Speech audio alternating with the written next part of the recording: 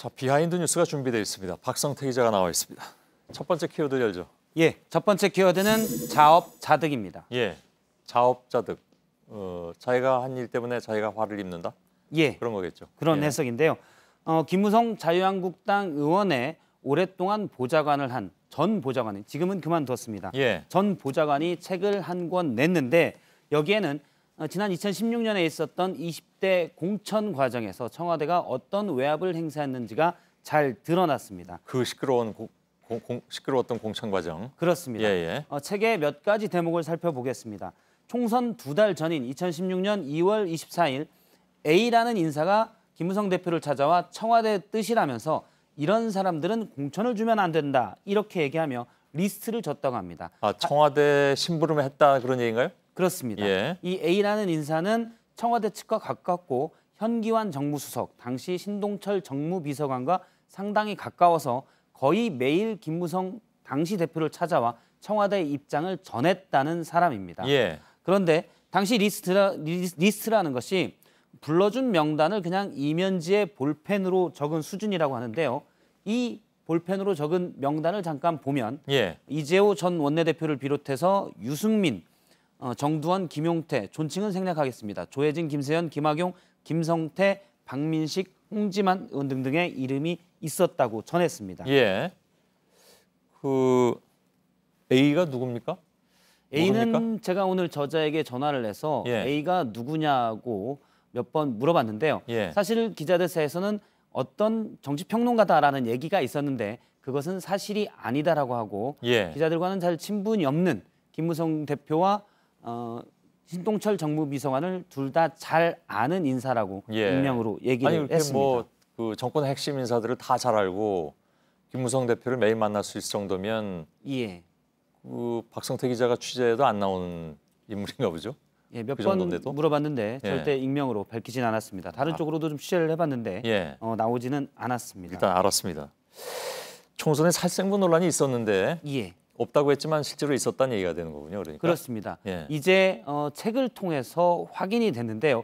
실제 2016년 총선 전에 살생부 논란이 있었습니다. 예. 처음 언급한 사람은 바로 정두원 전 의원인데요.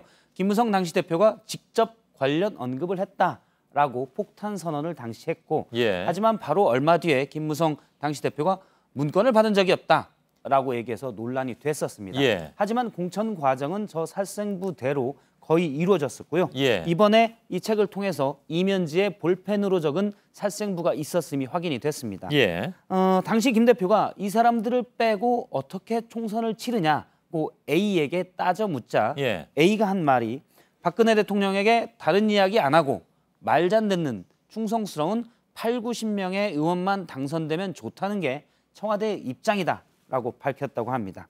당시 그래요? 박근혜 예. 전 대통령이 여당을 어떻게 봤는지 잘 드러나는 대목입니다. 아니 그러니까 그 의원 수가 몇 명이 되냐 규모에 상관없이 그냥 말 잘 듣는 사람들만 8, 90명 있으면 된다 그런 얘기를 했다는 얘기인가요? 예, 앞서 리스트에 나왔던 사람들의 경우 예. 그런 사람들이 경쟁력이 높은데 이를 빼면 어떻게 하냐라고 김무성 당시 대표가 묻자 그런 사람 필요 없다. 당시 이제 주요한 이유는 유승민 의원과 가깝기 때문에 리스트에 올랐다는 건데요. 아 공통점이? 예, 그렇습니다. 그런 사람 필요 없다고 그러고 충성스러운 8, 90명만 있으면 된다라고 얘기를 했다고 합니다. 뭐 아무튼 그해 말에 탄핵 소추안이 가결이 됐으니까 어찌 보면 그래서 이제 자업자득이다 이런 얘기를 하는 모양이군요. 그렇습니다. 예, 알겠습니다. 탄핵 소추안을 만약에 부결시키려고 했으면 예, 충성스러운 100명 이상의 의원이 있었어야 합니다. 그렇군요. 예. 예, 따져보자면 두 번째 키워드는요? 네, 두 번째 키워드는 전원 불출마로 잡았습니다. 예, 다음 총선에요.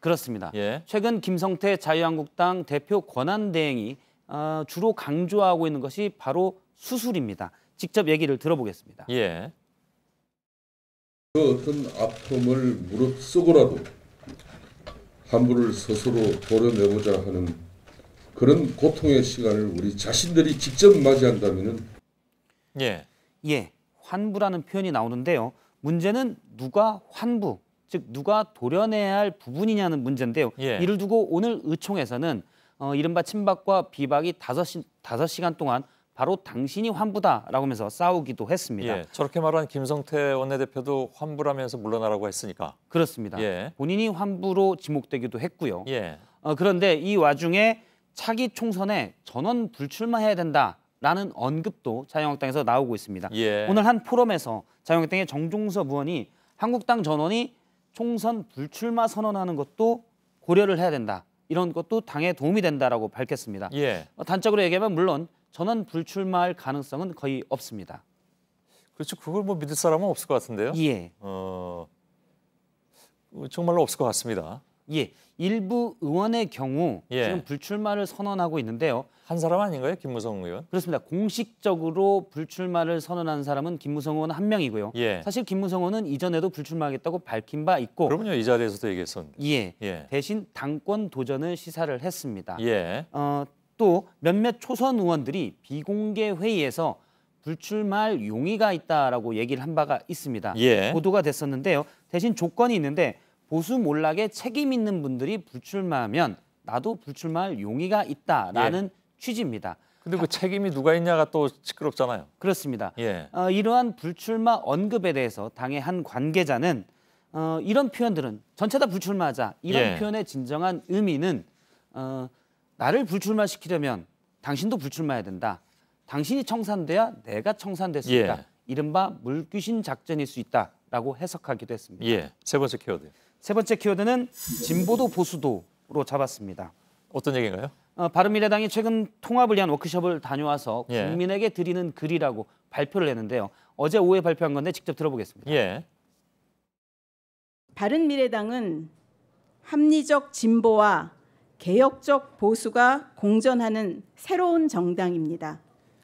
예, 합리적 진보라는 표현이 공개적으로 나왔었는데요. 예, 예. 이전에는 안 나왔었습니다. 바로 옛 바른정당계에서 반발이 나왔었는데요. 예. 이지연 비대위원이 워크숍에서 합리적 진보라는 말은 전혀 합의되지 않았다라고 얘기했고요. 이준석 원외위원장도 합리적 진보와 개혁적 보수의 공존은 마치 뜨거운 냉커피처럼 들릴 수 있다라고 비판을 했습니다. 예. 화합하자고 갔는데 여전히 노선 갈등이 있는 것 같군요. 그렇습니다. 일단 의원들끼리는 보수와 진보라는 표현을 같이 쓰자라는 것은 어느 정도 공감되는 형성을 했다고 합니다. 예. 다만 당의 두 얼굴이라고 할 수 있는 유승민, 안철수 두 사람이 참석하지 않았기 때문에 계속 갈등으로 남았을 것으로 보이고요. 예. 이런 갈등이 계속됐기 때문에 당시에 이종은 평론가가 워크숍 모두 발언에서 쓴소리를 많이 해야 되는데 그럴 사람이 흔치 않겠다라는 취지로 이런 표현을 하게 됐습니다. 직접 들어보겠습니다. 예. 대부분의 분들이 아마 마다하시지 않았을까.